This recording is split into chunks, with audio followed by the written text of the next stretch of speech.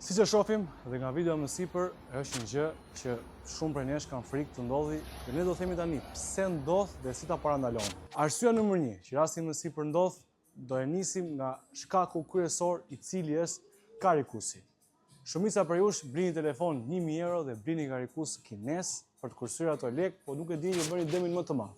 Siguroni ta karikoni me karikus origjinal dhe voltazhin e dur.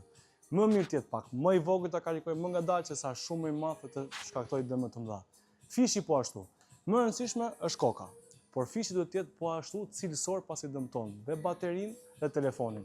Kjo gjë shkakton rastin e më sipër, se pasi kur dëmtohet bateria, krijon rrudha dhe fryrje dhe në atë rast potset. Rasti i dytë, kur bateritë e iPhone-it janë të konsumuara në 80%, kanë një veti të cilat krijojnë rrudha në bateri dhe fillojnë fryhen, duke dalë të konkluzioni i lartë. Siguroni që nëse keni telefon mund të kur e karikoni në darkë, nëse keni mundësi, t'ja hiqni coverin, pasi çfarë bën coveri? Nuk e lë nxehtësinë e telefonit të largohet, po e marr brenda.